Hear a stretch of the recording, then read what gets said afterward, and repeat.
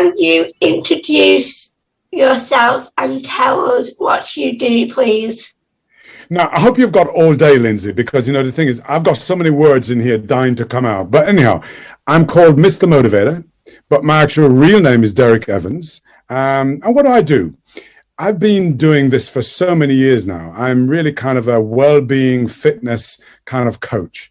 But I like to think that I'm someone who just basically dresses up fitness and health in a kind of sugary coating so people have a good time whilst they're enjoying it. Wow, you really did do a good job this morning. Thank you. Oh, were you taking part this morning? Yes. Oh my goodness, I had so much fun. I like the fact that everybody there was either riding the horse or they were shooting the basket or beating the drum. I mean, we were doing almost everything, but it was great fun. I enjoyed it. It certainly was. Did you grow up dreaming of being on TV? You know what? When I first came to England, I came to England in 1962. I was 10 years of age. And when I came into England, the only television we had was black and white TV. And there was probably only one main program on there, and it was called Coronation Street, well before your time. So I had no dreams or aspirations about television. In fact, my careers officer at the time told me that all you'll be good for, Evans, is to, all you'll ever do is work in an office, nothing else. And in fact, my first job when I left school was in an office. I was working in an office where there was 500 people on one level, and the computer room occupied the basement area of that office. And so television didn't really feature at all in my upbringing. It wasn't until about 1983 when I saw the potential to get on television that I thought, you know what? Let me try and see what I could break into it, because I was watching people doing fitness on television and I didn't like the way they did it. And I noticed that most of them who are on television, if they're on for a little bit, they'll disappear. And I thought, I've got to find a way of getting on there and remaining on there forever. And I feel like I've been on there forever, Lyndsay. Awesome. I'm impressed. You're impressed. Well, maybe, see, one day you'll become a TV star. Who knows? This could be the beginning of it. We'll wait and see. I mean, if you put this on your CV at the bottom, Lyndsay's first job, interviewing Mr. Motivator. And he teased her every minute of the way. Yep, sounds good to me. Okay, I'll arrange it. What has been your career highlight? In terms of things I've done, it's been amazing, the journey I've had, because every single probably adult in the UK out there have grown up with me on television, and their parents used to put them in front of the TV to watch me. And I've met so many different stars from Hollywood. Everyone who came into the studios all wanted to work out with me. So name the person, I was working out with them. But I think my highlight, and it's something that's really dear to my heart, is I was asked literally about 25 years ago to do a video for people who have MS. And I didn't know anything about MS at all. So I did all the research. And after I did the research, I realized that any one of us could the next day have MS. You could wake up one day and your muscles don't work the way they should work. And when I did all the research, and I was in a room where there was about 30 people who were auditioning to star in the video. And from one side of the room, there'd be someone who's standing up. You wouldn't know he's got MS. And the far end of the room, maybe he's in a wheelchair. And so I made a selection of lots of people, because I felt that exercise needs to be all-inclusive. It should not exclude anybody, right? And so what happened was I did this video for the MS Trust, and that video till today has gone around the world. From most countries, I get letters saying, I've used this video, it's great. And the video isn't just for people who have MS. It's for anybody who has a condition where maybe they have difficulty in movement. And if they do, this video is absolutely perfect for them. So that was probably my highlight, apart from the fact that I remember when I was launching one of my videos, they took me to Vegas and they closed the Vegas Strip. And I did a live transmission into the UK to launch the video. But I think the highlight for me is definitely the MS Trust video. That sounds good. It's sad that these people get MS. Well done with all your efforts. Thank you. Thank you so much. It's something I thoroughly enjoy until this day. Everywhere I go, when someone with MS meets me, they always go, you know what, I love the video you did. It made me smile. And I think that's the important thing, Lyndsay. If the smile, I reckon a smile is the one facelift we can all do that doesn't cost any money. And if you smile at someone, very often they're going to want to smile back. But if you're walking around with a miserable, grumpy face, nobody wants to know how you feel. But when you got a smile on your face, they always go, "What are you smiling about? You know, what did you have last night? What was it you had this morning?" They all want to know what it is. Definitely, sure do. Tell us about being awarded an MBE. It must have been a very special day. Well, I tell you something, you know, you do things, when you do something that you love, the reward often is because of the way people react to you. And people have always reacted to me favorably. I'm probably one of the few people who on Twitter and Instagram don't get anybody saying anything bad about me or anything like that. So the reward for me with everything I do, and there's an old saying, and it was done by a poet called Maya Angelou, and she's no longer with us, but she said, people may forget what you did. They may forget what you say, but they will never forget how you make them feel. And that's always been with me ever since. And so the joy I get from what I do is incredible. That's been my reward. So I jokingly said, when the letter came in one evening, and it came in about 11 o'clock saying, you've been awarded an MBE. I thought MBE stood for motivated by exercise. So when it came in, right, I had to look twice because my wife said, "Look, you ought to read it," because I was going to throw it away. It was an email, actually, not a letter. And there it was. And it was special because it said for services to the health and well-being of the UK. And that, to me, kind of brought home the fact that I've been in this industry for so many years now, and the love of what I do is being rewarded and recognized in areas of our nation. And it's great. And it was just a wonderful feeling. And there's no other words I can explain it. I hope that this year sometime, if the weather clears up and when COVID disappears, I will go to the palace to collect it. You never know. You never know. Maybe even meet the Queen. Well, I hope she will be there. She's the one who awarded it. So in principle, she's the one that will actually give it to me on the day. So I've ordered a special jacket, bright colored. You'll have to wait and see, but it's bright colored and there's loads of designs on it. You're not going to tell you anything more about it yet. Well done. Thank you. Deserved. Thank you, Lyndsay. Where did the name Mr Motivator come from? Right. Well, let me tell you this. My very first job on television was back in about 1986. And I happened to get a chance to appear in a program called This Morning. The program came out of Liverpool, and I had to travel up to Liverpool once a week. And what they would do is they would send me out into the shopping centers and stuff. And the whole idea was for me to do a live into the studio where I get people exercising to no music, but I would just get people exercising. And I always remember one morning, the lady who used to present the program was called Judy Finnegan. She said, and let's go over to the man I'm calling the Motivator now, and see what he's got for us today. And when I heard that, it resonated with me. And I thought, you know what? I'm not the motivator. I'm going to call myself the Mr. Motivator or Mr. Motivator. And that's how it started. And I immediately registered it. And then it's been part of my life ever since. Of course, I'm never going to give it up. That's my title. Wow. Definitely awesome title. Thank you. Thank you so much, Lyndsay. It's been so good talking to you, Lyndsay. And thank you for your questions. You did well. You've got a place, I reckon, in the media. I can see it now. Wow. Lyndsay Mini Motivator. Sounds good to me. Thank you for answering my questions. Thank you so much, Lyndsay. All right. Be well. And now passing over to Isla. Okay. What have you been doing in promote fitness during the lockdown? Isla, it's so good to see you. Do you know something, Isla? Do you realize that the best looking people in the world wear glasses? Did you realize that? Yeah. But we do. You did realize it. You know what? I never stopped promoting fitness. It's, excuse me, it's been a way of life for me for all these years. And no matter where I go, what I do, I promote it. And I always remember last March, I just arrived in from Jamaica.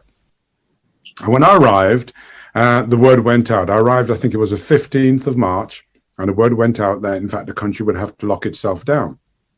I had, most of my work over the years has been to appear at music festivals and sales conferences. All of that got cancelled. I was booked into about 14 different festivals. They all got cancelled, and I had no work. So I thought, what am I going to do? And a letter arrived from a company called Talk, who said, look, we'd love you to do something to cheer the staff up. Is there anything you could come up with? So I came up with the idea of doing what's called the motivation experience. So I did this, so I came up with this idea called a motivation experience. And what it was 20 minutes of movement to music. And then I'll do a talk about coping with the pandemic. Because you see, the pandemic, I maintain, is no different to some of the challenges we have to face in life. Whether it's a condition we have to deal with, or whether it's the loss of a loved one, or a job we didn't get, or something that really disappointed us. What does it do to us when we have to deal with issues like that? In the Caribbean, we call it hurricanes happen every year, and the chances are you're never really prepared for it. So what do? I believe that what we do is we recognize the fact that it's the building blocks and the foundation stone for what makes us who we are. So I started doing these talks and stuff, and it spread. So far to date, I've probably done about 60 different companies. And every company is all about promoting wellness, promoting physical fitness, mental fitness, looking after yourself, recognizing how blessed you are, counting your blessings, even if all you can do is whether you can hear or you can speak or whether you can walk or whatever it is. Those are blessings, and we must count them all. Right. And so I've been doing talks like that, just really to cheer people up and reminding them that, you know what, every autumn, the trees lose their leaves, but they still stand up tall, don't they? Because in the spring, they're going to flower again. And so I've been telling people that. And that's been my story. And so television all of a sudden came on again. And before I knew it, I was appearing on the BBC regular. And so it's been like that non-stop. And that's why right now I've launched a club, which is ideal for you guys. It's called the Mr Motivators Club. And it's a new online club where if you're ever feeling low, and you just want cheering up, you can go on there and you'll find stories from people who have done so well, or you'll find exercises in 6 minutes and 12-minute bits. So that's what I've been doing to promote fitness in the lockdown. Wow. I never stop, Isla. Never stop. Okay, what can people do to keep fit when they are stuck indoors during lockdown? Okay. You know what? There's so much you can do. You don't have to belong to a gym. Look, there are restrictions in terms of us going anywhere or going out and stuff like that. But we've always been allowed to actually go outside. And that is a great thing. But I think that what we need to do is this. We're spending more time in front of the computer. So I think it's really important that what we do is every hour, set your alarm clock, your Fitbit, your Garmin, whatever it is, to alarm. And to remind you to get up, because very often you could be sitting in front of that square box and not realize you've been there for hours.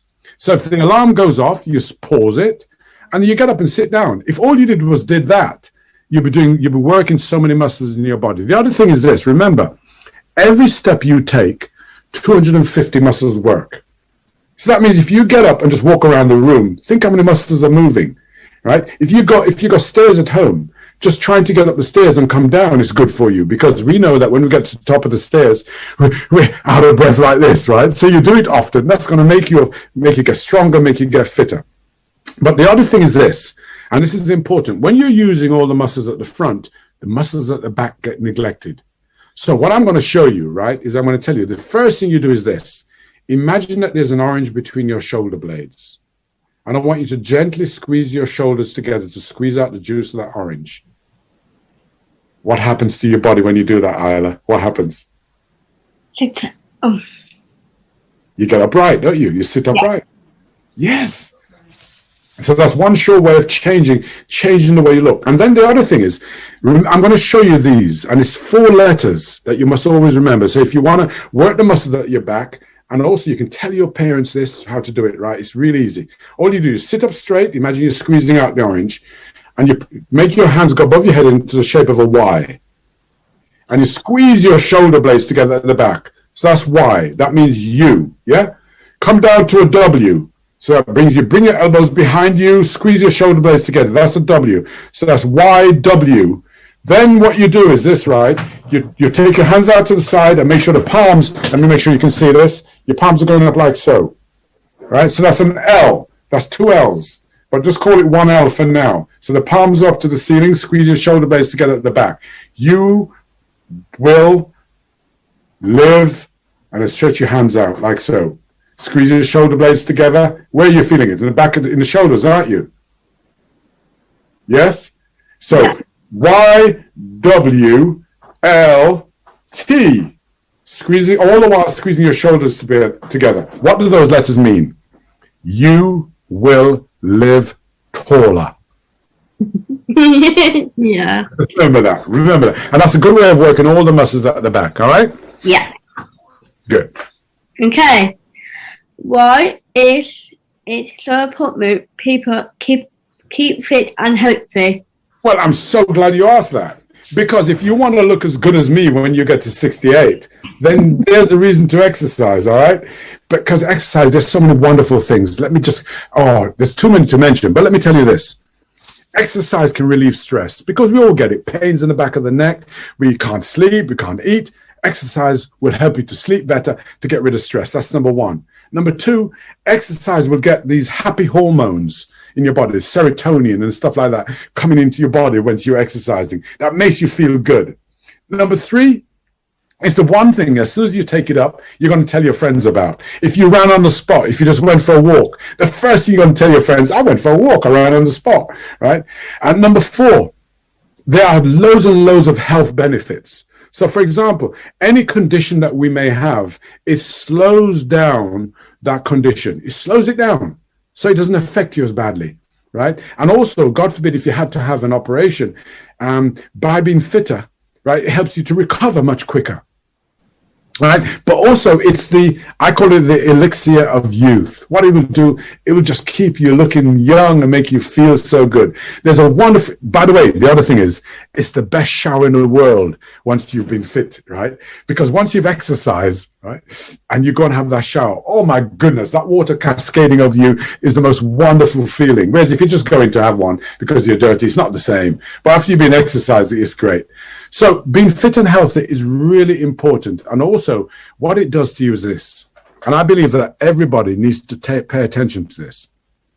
You know, if you're fit and healthy, it's the one thing that will ensure that you maintain your independence as you get older, right? The fitter you are, the more you're able to cope with so many things that life has to throw at you. And by the way, it's never too late. No matter what age you are, you can start doing exercise. And the moment you start, that's when you start getting the benefits. Wow. Perfect. Okay. You are starting a new Isla motivation club. Tell us a bit more about it, please. Sure, Isla. I mean, I'm so glad you asked that. You know, I got tired of gyms. And I'll tell you why. Because gyms have done a terrible job. The only time you hear from Jim, it sounds like a person. The only time you hear from gyms is when you stop paying your membership. They'll call you up and go, why didn't you pay your membership? But they never call you up and go, we haven't seen your class recently. When are you going to come back to class? We miss you. They never do that. And I thought that for me, if I did an online club, which holds your hand, because one of the most greatest difficulty is to train on your own. But if you've got a buddy and someone to do it with, someone to hold your hand, someone to guide you, that is a real great way of ensuring that you do it time and time again. So this club is all about holding your hand. In fact, we give you the key by giving you have a membership. And once you have that membership and come in, there's so many things we help you with. Number one, we have classes which only last 6 minutes or 12 minutes or 18 minutes or 24 minutes, no more. Right? So that means you can find something, if you're just beginning, you can find something to start with. If you don't have the ability to do more than 12 minutes, you only do 12 minutes, right? No one's going to punish you. You don't have to compare yourself to anybody else. You don't have to look at what other people are wearing. You can go, I'm going to do it in my pajamas. Fine. Nothing wrong with that. The other thing is you'll be able to answer a questionnaire that looks at what your fitness level is. And what it does, it will say to you, if you're just starting out, you need to go into the green level. And then all the exercise in the green level you can do. And then as you progress, right, and get better, then it says, well, okay, now you can move up onto the yellow level. And so it goes yellow, and then it goes blue, and then it goes on to the red level. Red level are for nutters, people who train too hard. Right, and then there's another level, which is the black level. A bit like when you go skiing, the black run is the toughest run there is. And so it's all those things. And also we do sensible eating as well. So we don't say you can't have that. We say a little bit of what you fancy is good. So therefore, if you want 1 pork chop, that's fine. But 5 is not on. Right. So it's sensible eating plan. And that's what the club is all about. And also, by the way, let's say you have a day when you don't feel like exercising and you just feel like binging out. Right? What you do is, right, you go on there, and we could have stories from people who maybe were going along, life was okay, and then something happened, and so they've had to deal with those issues, and then they've come out the other side, and they're feeling so good about it. And so their story, right, is on there, and that will uplift you and hopefully just give you hope and make you understand that no matter how bad the situation is for us, there's always someone else who has to deal with something maybe worse than us. And so we still have to count our blessings and really keeps in mind. And it also reminds every one of us, the club, that what it is, we need each other. We can't do it alone, right? And I think that what we want to do is every time we meet somebody, just be kind to them, because you don't know what internal battles they may be fighting. So if you're kind to them, I think it'll make you feel good. And also, never look down on anybody, because one day you could be the person looking up. Wow, amazing. Okay, what is your message to people who have Down syndrome about keeping fit and healthy? You know something? I say to you this. Every message I give out when it comes to fitness and health, how it makes you feel good, how it can cope with stress, how it can make you understand that you're no real different to anybody else, right? Are all the reasons why you do it, right? Because, and I want you to remember this term. There's a term called flawsome. If you look up the word flawsome in the dictionary, let me tell you what flawsome is. Flawsome is someone who recognizes that they have flaws. I have a spot here, right? But they still embrace themselves and recognize that they're awesome regardless. So flawsome becomes awesome, because that's it. We're awesome.